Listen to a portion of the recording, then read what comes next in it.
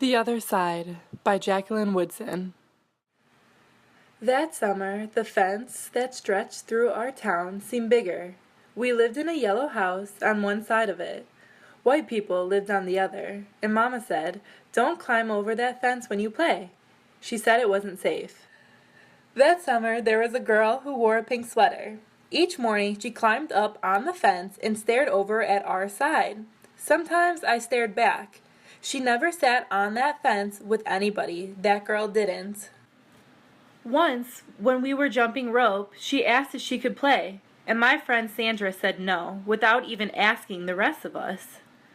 I don't know what I would have said. Maybe yes, maybe no. That summer, everyone and everything on the other side of the fence seemed far away. When I asked my mama why, she said, "Because that's the way things have always been." Sometimes when me and Mama went into town, I saw that girl with her mama. She looked sad sometimes. That girl did. "Don't stare," my mama said. "It's not polite."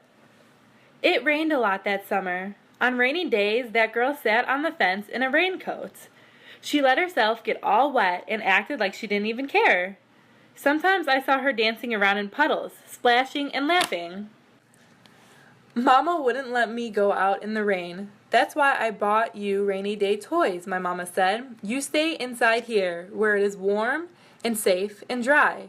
But every time it rained, I looked for that girl, and I always found her, somewhere near the fence.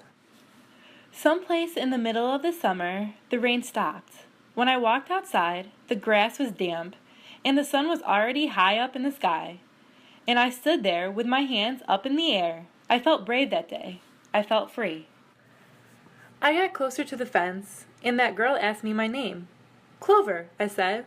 "My name's Annie," she said. "Annie Paul. I live over yonder," she said. "By where you see the laundry? That's my blouse hanging up on the line." She smiled then. She had a pretty smile. And then I smiled, and we stood there looking at each other, smiling. "It's nice up here on this fence," Annie said. "You can see all over."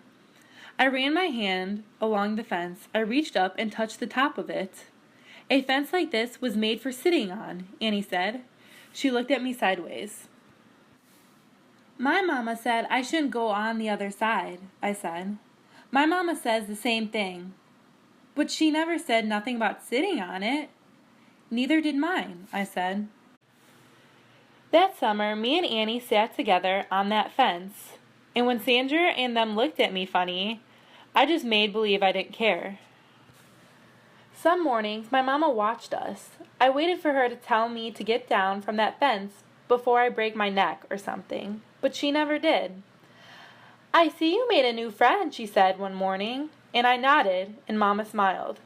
That summer, me and Annie sat on that fence and watched the whole wide world around us.